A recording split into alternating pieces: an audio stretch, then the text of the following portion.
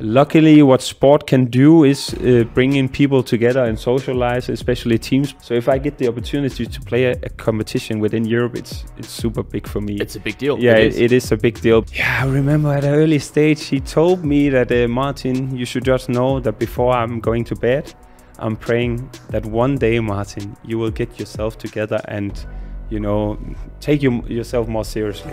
Ball across the Dylan. He double in flight. Oh, what a start! Ooh, into the net. She does it again. Yes. And Vilstrup are the champions of Europe. To come up with something here. She has a game. This is across the keeper. What a comeback!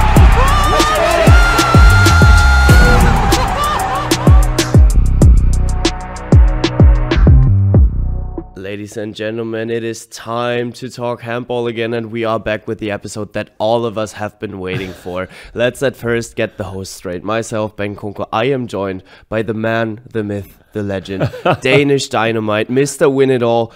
When Jose Mourinho is the special one, he is the charming one, ladies and gentlemen. Martin Vilstrup, how are you? After that introduction, I'm super good. Ben. Thank you for the introduction. Yeah, you have a special talent in terms of introduction. You have many different talents, but this is definitely one of them. Thank you. I don't know whether that is a compliment. It is. Being creative and putting words together is it's a special thing. It's not everyone that's capable of having that gift. So I would say that's how I meant it. Actually, maybe it's understood in the wrong way. But I'm good to answer your question. Thank you. I'm super good. What about yourself? Yeah, I'm on my way just right now. A little bit, not sick, but I was sick last Monday, and now I'm on my way back up. So back on track. Yeah, we're getting there. But yeah, it is the episode that all of us have been waiting for, because it's just the two of us. Probably a lot of singing will be happening. I was about to just start it when you said just the two of us. If they would let us, there would be a lot of dancing, but thank God they don't let us. But yeah, I was just thinking about, so we are recording just from Budapest right here, right now. And we're looking for some topics to guide you through the summer, you guys out there.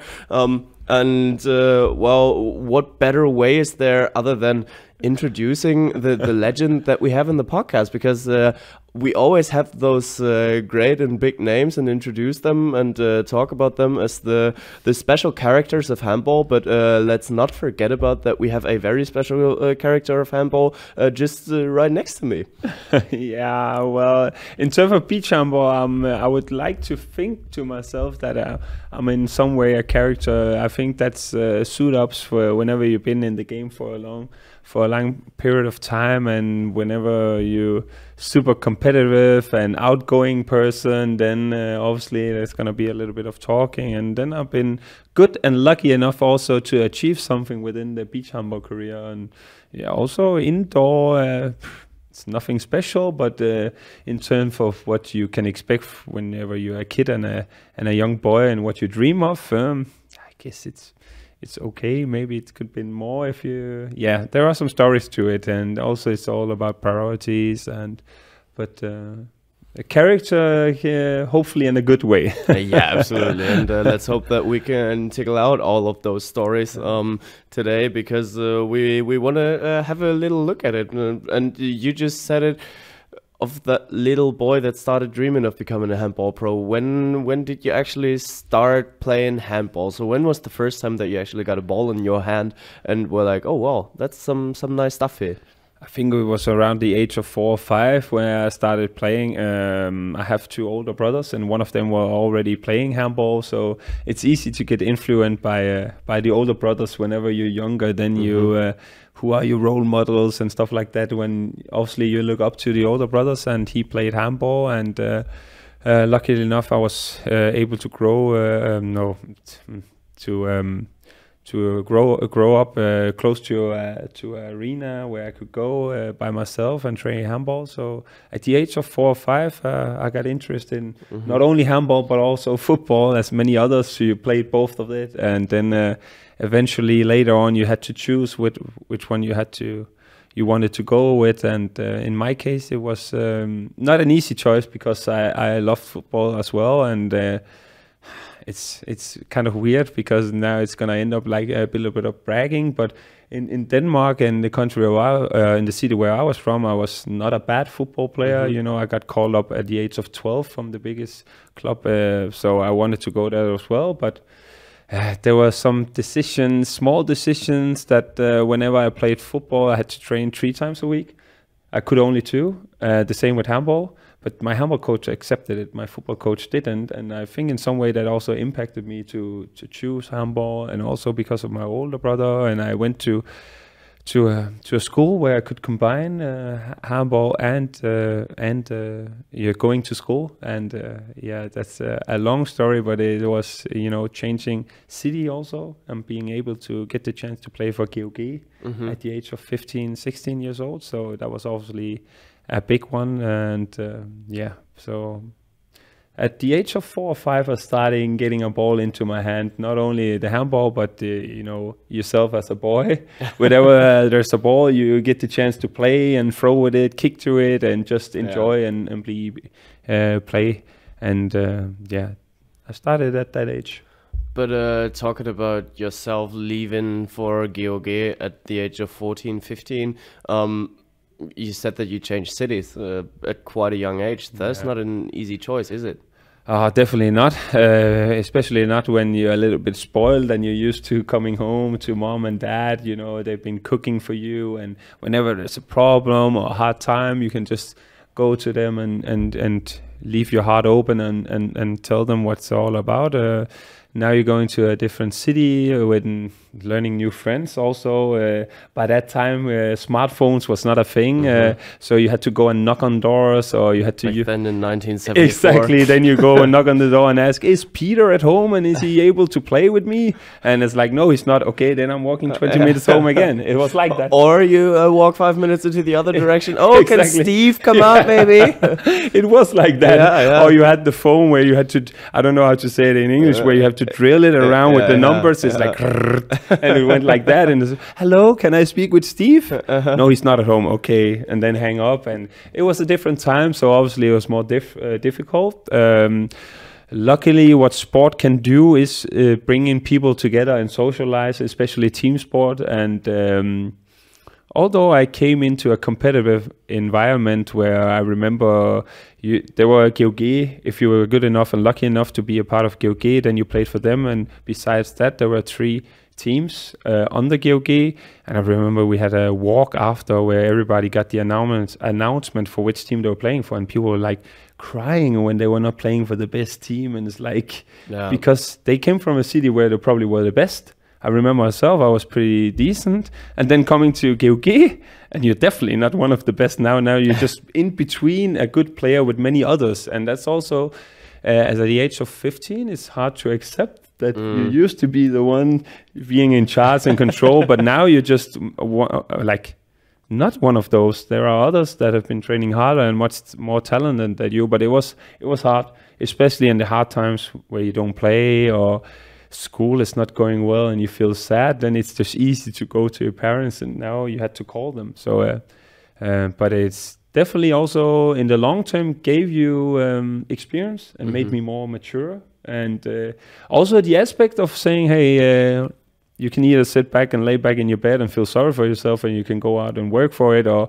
collect some friends and also get other values. So definitely beneficial. And a year I will never forget, and I still have friends from that time that I speak with now, which is amazing. So it was just 1 year that you played at GOG? You go, I should know this by now, but I would say, do you call it high school? I would say it's the last year of the primarily school you go to, and you can choose in Denmark whether you want the last year. In Denmark it's called the 10th grade, and I choose to do so at something called OR High School, and there you enter a training camp before, where the coaches from GOG watches you, and then you get picked to go to a training camp and get in perspective if you're good enough to to play for GOG, but it was only for 1 year. But it was a school where there was, people who only came for dancing, basketball, football, handball, skiing. So it's all about only sports and combined with school. So the environment in general is the biggest one that we have in Denmark, and it's the most popular one. And you have to be on the waiting list to get in there for, I would say, 5 years or something like that.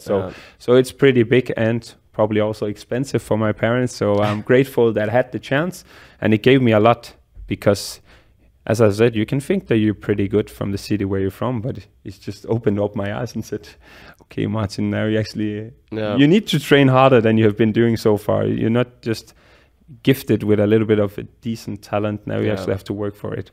So you still do have your entry on the official EHF page, though. So that wasn't your last stint at GOG, was it? Well, that I played with other. GOG went bankrupt in 2010. And the coach that I had at the age of 15 was now the head coach. He is actually also the head coach now of the team at GOG. He's called Thomas Brandt. And he had a huge impact on my career, although it's only for 3 or 4 years. And then I changed a couple of clubs within Denmark, played 2 times in Norway and 1 time Germany. But one of the changes that I made to Norway was also because they were playing a European tournament. And for me, for many others, there's EHF Champions League, EHF European League. But at some point, you also come to the fact that you admit that you're probably not the most talented player. So if I get the opportunity to play a competition within Europe, it's super big for me. It's a big deal. Yeah, it is a big deal, because I remember when I was young, it's like, first thought, it was like, oh, one day I would like to get paid for playing handball. Okay. I wasn't, the one that's, I didn't get paid a lot, I'm going to be honest, but I got paid, which is a boyhood dream. I want to play abroad was also one of my thoughts. I managed to do that in the best Norwegian league also. And then, I don't know if I had that as a boy dream, but later on it was like, I want to play a European competition. I even remember some competitions when I played for another Danish team, playing against Flensburg Handewitt, Kelsey and stuff like that. It's like, those friendly matches are some matches I still remember, and that says a lot. So the European Cup, where we were in the quarterfinal, is a big experience for me within my career, although it got cancelled because of COVID. And I'm pretty sure we would have made it into the semifinal, and maybe the semifinal would have been the destination for us, because there were some other country clubs here. I think it was Athens and Bucharest. No, not Bucharest.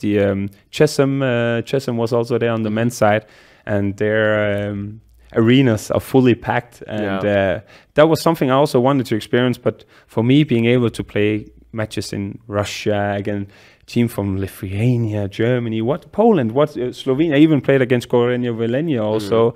Those are the small memories that I still remember. And for me, it's super big. For me, anybody else is probably what they're used to and what they do. But I still always think about, could I have done even more if I trained harder, eat more healthy, or didn't attend that one party or everything else. But yeah, it is what it is. In general, I'm happy also for the experience that I had, and also all the persons you get to meet within it. That's also a super gifted thing that people maybe often forget. Yeah, and I mean, let's stay at that little what if here, because if you would have been, I mean, you just said it that when you first came to GOG, you were like, oh, wow, I can train a lot more. I can do more here. If you would have put that effort in from the very first day, where would have been the peak of Martin Vilstrup? Yeah, it's probably easy for me to say, but I'm gonna be honest. There's definitely been periods within my handball career when I could have put more effort into it, in terms of eating more healthy, or do that extra running, or do that extra gym, or maybe staying after practice where you have to do the shooting practice alone or stuff like that. But I think a younger mentality is always like, it's going pretty well. The last game I scored 10 goals. It's going pretty well. Why should I train more? It's the younger Martin thinking. I don't know if it could have made way further than I did, but it definitely, the Danish league, I had a couple of opportunities to play in, and I said no. I had offered 3 or 4 times to play in the Danish league, but I said no. And there are reasons in terms of studying, changing city, which role would you get in the team. But if I've been training more, I would definitely say that those offers that I had, there's probably been a few more, or maybe I would have accepted them and had a bigger role within the team. So there have been periods in my, it's hard to admit, and it's also easy for me to say and sit, because I'm definitely not one of the biggest talents in Denmark in my, what you say, age category. I'm born in 89, and obviously if you look at the Danish national team now, I played with a lot of players, in the national team, but they made it further than me, and that's probably for a reason in terms of training and talent. But being able to play against Mikkel Hansen, Niklas Landin, Kevin Møller, and all those kind of players, and then look at it. On the other hand, I'm just super honored to be able to, being able to play against them or with them. But more training and that extra little training, I would say that I could make it further, but not like I would be someone that people would know about. I think my name is well known within beach handball, the handball world. No. Not that many that even knows that I've been playing handball, because now I'm the kind of beach handball person. We are going to come back to your beach handball career in a bit, but all the things that you're telling right now bring me back to a quote that you gave us in another podcast. Maybe you can give us that quote again and explain us who the guy was that told you to do so. It's one of the biggest characters and persons in GOG. He's called Paul Syberg. And for many people, it doesn't ring a bell who is this guy, but he's been there for ages. And I even think that he in some way founded GOG, if I remember correctly, whenever it was founded. So everybody in GOG owes him a lot. And I remember at an early stage, he told me that, Martin, you should just know that before I'm going to bed, I'm praying that one day, Martin, you will get yourself together and, take yourself more seriously. And it's interesting why that quote stuck with me, because whenever he said to me, it's like the easy thing is just to laugh it off and say, hey, yeah, that's a funny thing to say or whatsoever. But it's maybe also because there's some truth within it. And what does it mean to do that extra training? Because it can also easily sound that I didn't train at all, I didn't do anything I did. But in terms of eating healthy, or what does it mean to be a pro, maybe I could have used a little bit of guidelines, because if I wanted to eat a toast, I was eating a toast. Was it healthy for me or beneficial for me in terms of the handball? I don't know. But I definitely had some opportunities and chances, and I keep thinking myself, what if, Martin? What if? But we all know that one by ourselves for everything we do. But Paul Syberg, he's a totally legend. And for him to even, think about that there's a guy called Martin Vilstrup, why is he not doing more than he is? Because obviously he saw and sending a prayer every night. Exactly. Exactly. But obviously he saw something in me, and that actually means a lot for me, because that was also how I understood it. That okay, you've been thinking about it, and maybe there's something to it, and it's all these persons and impact that they have on your career that's gonna leave a mark, and I will never forget this one. And it luckily helped me through some other competitions or careers, especially within beach handball. For example, I had a call earlier today by the national coach, and he said, I have to admit, Martin, you're staying in good shape. And I remember it's 2 years ago where he said, Martin, you're not getting younger, so maybe it's about time that we start looking at some other players. And luckily for me, I did well in that tournament, became the top scorer, and he said, okay, Martin, we can wait a little bit to retire you. So the older you get, you also start being aware of that rest, your body, staying in shape, what can you do for it? So, but while I'm sitting here speaking, I get all these flashbacks and memories within my head for persons and what could have done. I definitely also had my opportunities, and it's also about grabbing these opportunities. Yeah. And sadly or unlucky for me, probably I didn't. But I had them, and I'm super happy for that.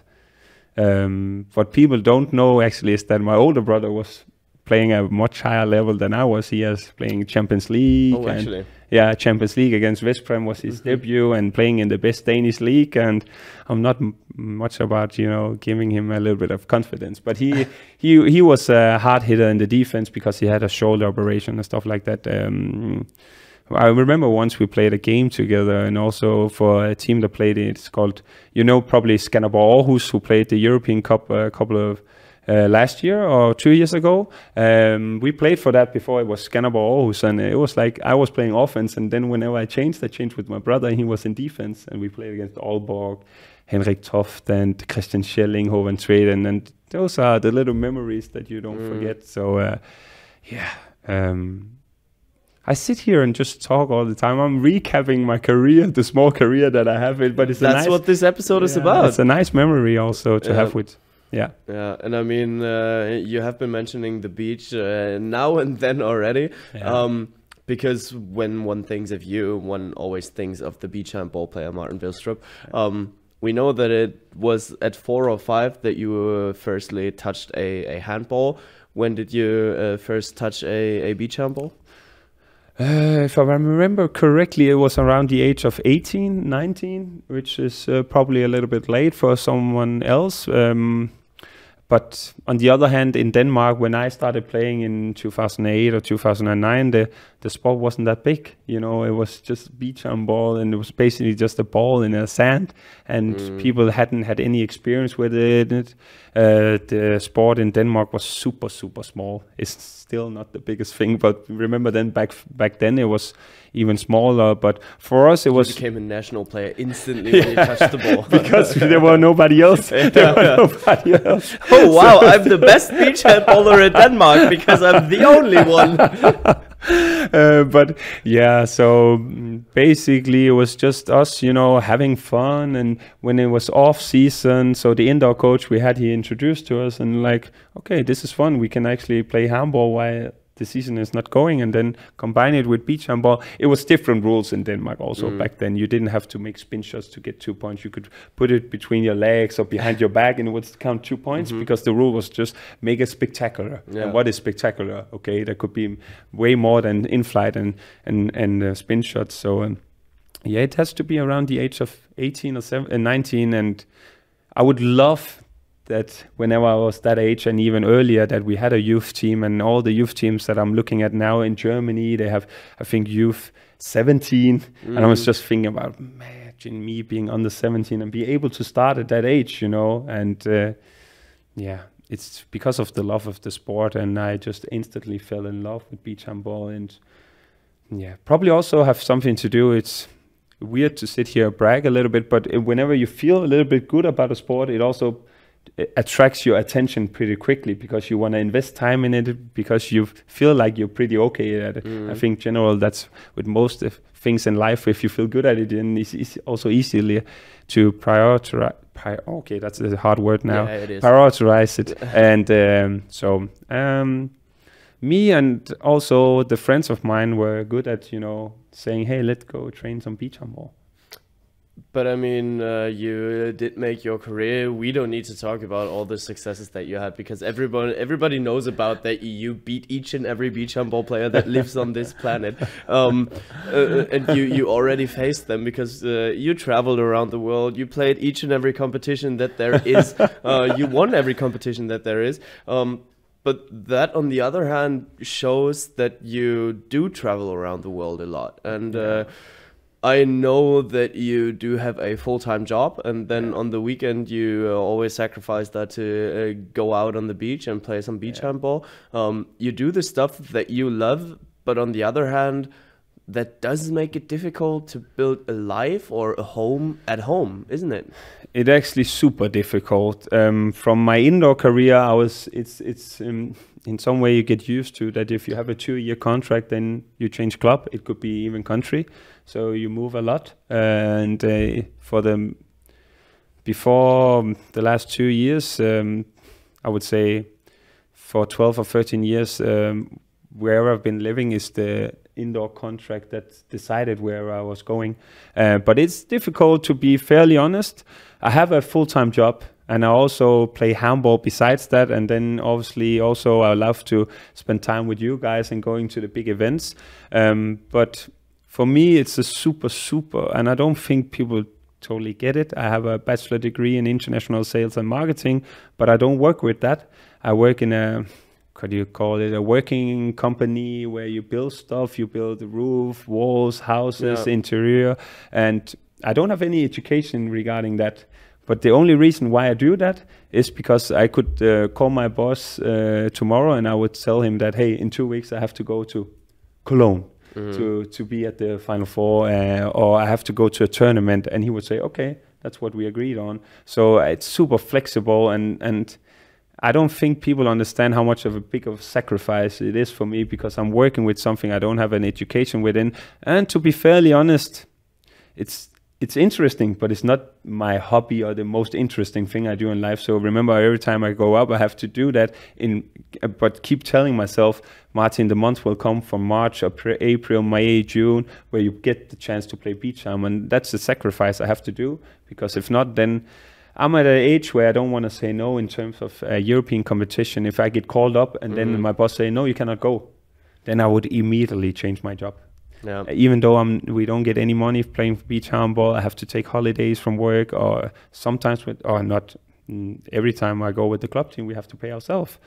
So it's a lot of sacrifice and building a life for myself. Finally, I bought an apartment in my home city, Aarhus, and mentally that meant a lot, because if I look at my friends in the same age, they have kids, they have houses, they bought it early stage. You know, I've been traveling around and not prioritizing that, and I'm ready to settle down, but I'm not ready to say no to whatever adventure beach handball can give me. And I'm so grateful for all the adventures that I had, and hopefully there's many more to come, especially this summer. I'm looking forward to the Olympics, which is, for me, it's totally unbelievable, actually, to be able to attend the Olympics.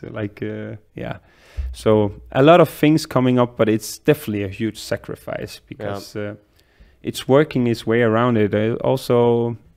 I would like to be. I'm not going to Cologne next week but there are different reasons for that. But if there's a beach handball tournament, then I cannot go. I remember actually last year I didn't go to Cologne because of the European Olympic Games, and it's sacrifices. You cannot do everything, but it's a lot with the full-time job, because I wish I could combine it with my education and get a job within that, and then just ring my boss and say, hey, I'm going to the Netherlands, can I get 2 days off?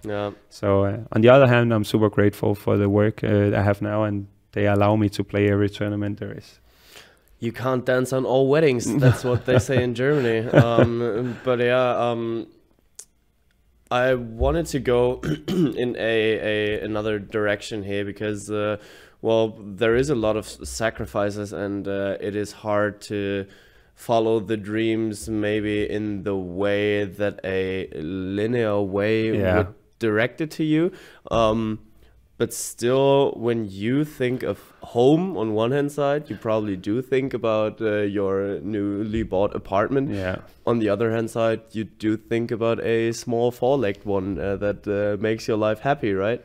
Yeah, well, I often think about Aarhus and my new apartment as home, but you know, beach handball is, in these months that coming up, is the second home, and therefore it's also super important to be a part of a national team and a club team where the dynamic within the team is really good, because you're spending a lot of time together, you're living together, you're eating together, playing on the course together, and even whenever you're super exhausted and your head is not clear, those are the ones you're spending time with, and those are the ones that you trust and say whatever you feel like. So but yeah, I just actually texted my mom and dad and say, a national coach called me earlier today to ask me if I can play a tournament. Can you take my dog in these kind of days? Because I also have a dog, and you know, it's so. That's actually where I was going with that question. Yeah, and I always think about her. She's my little baby, and it's also tough for me to be away from her. And I said to them as well, I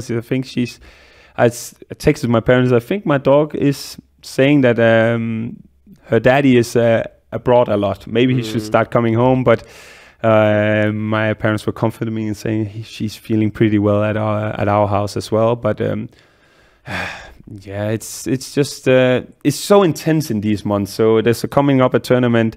I had one last weekend. My team is actually playing now in Germany, and in 2 weeks there will be the World Championship in China. So it's so intense now. So it's also about enjoying this moment, and then afterwards I can go back to the daily normal rhythm life, the boring life actually, to be honest, but the daily rhythm. But yeah, I've actually got often a bad, is it called, how do you say, a caution summary, what is it called, whenever you feel bad or sorry for, not for yourself, but about me leaving the dog all the time. Because I bought it, I have a responsibility, I should take care of it. So, it's not easy for me in terms of, and people will say it's just a dog, Martin. Yeah, but it's my dog. Absolutely. And that's why I have to take care of it and not somebody else. Otherwise, it would be then stupid that I actually choose her. She didn't pick me. I picked her, so I have to be there for her as well. Yeah, and people who would say stuff like that, they don't understand the value of a dog, especially for one like you, who basically has the dog as the best friend of the daily life. The dog means a lot to it, so I can absolutely understand that. But yeah, another topic that I wanted to cut at was something that you actually told me before one podcast episode, where I was like, oh well, Martin, we need to fix your microphone again. And I need you to talk for a little bit, so just keep putting sentences together. And it's really it's a great I'm afraid task. What's coming now. It's a great task to give to people, because there are truths that are brought to the table that you would have never thought of. But actually, that is something that you just reminded me of, that your real name is not really Martin Vilstrup. Your second name isn't Vilstrup, but your last name is Andersen. Yeah. So why are you known as Martin Vilstrup? Oh, why am I knowing as much? I would say Andersen is probably the most common name in Denmark. So it's it would be saying Andersen is like, okay, that's like everybody else. No. Vilstrup is not that common. I don't think there's that many, or there is not that many that has that name. And in our generation of culture, it's just got more popular to say the middle name instead of just your normal name, like saying, hey Martin. Then I've always been called Vilstrup, also by my parents. It's like my dad would say, how's it going, Vilstrup? And it's like, I know it's a little bit weird, but whenever somebody told Martin, then I knew I was in trouble. It was like people, hey, you cannot do that, Martin. So then I would always end the sentence with Martin and instead of Vilstrup. So I think it's just in our team, and we always call each other for the middle name. So for us, if instead of saying Bengt, I would say, hey, Kunkel, how's it going? So that is my last name. I do have a second name as well. You do? Yeah. You told me that one? I don't know. I wish you, please say no here, because otherwise I wouldn't have paid attention. Yeah, well, probably not, because I don't think it has been topic. It's Ole. Ole? Bengt Ole Kunkel? Yeah, that's it. But nobody calls you Ole. No, I don't identify with Ole at all. So it would be weird if I tomorrow, hey Ole? Yeah, I wouldn't turn around. I wouldn't even notice that you would be talking to me, actually. But it is like, I can say for the Danish national team, I would say 9 out of 10 we call each other by the last name.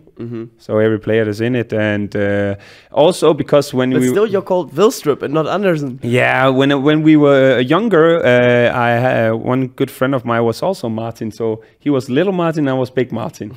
And I think it changed later on. It's easier just to call one guy Martin, and then it ended up being me being Vilstrup. I don't know why. Also Vilstrup, because earlier people maybe kind of thought that I had a lot of energy or being a little bit wild, so Vilstrup, adding any nicknames to it. I don't know why I get picked Vilstrup over Andersen. Andersen's probably just a little bit boring and common, so yeah, Vilstrup it is, and I'm happy about it. Sometimes whenever I'm with my older brother, one of them is Vilstrup Jr. Different rise from my older brother, who also gets called Vilstrup. Because his name is Ronnie, and Ronnie is an ugly name.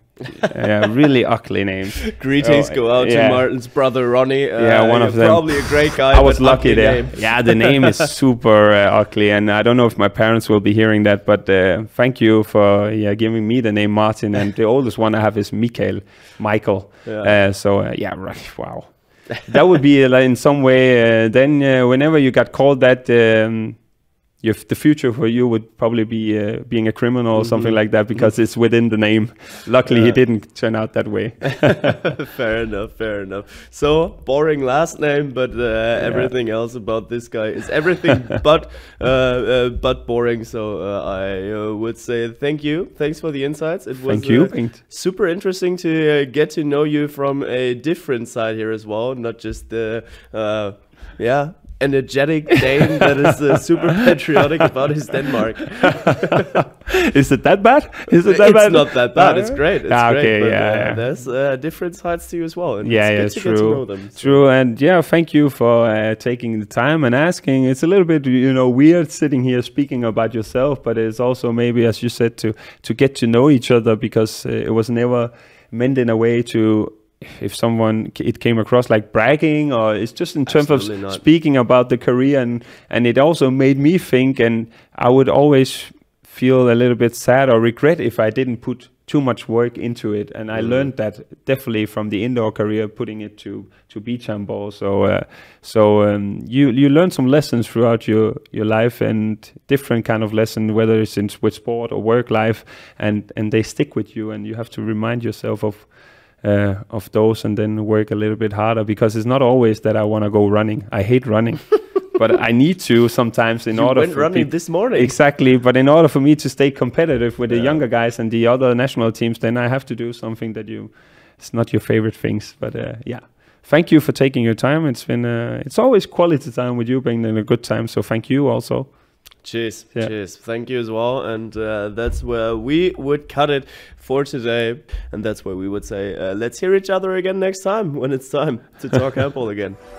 Ball across to Dylan. Now he double in flight. Oh, what a start. Into the net. She does it again.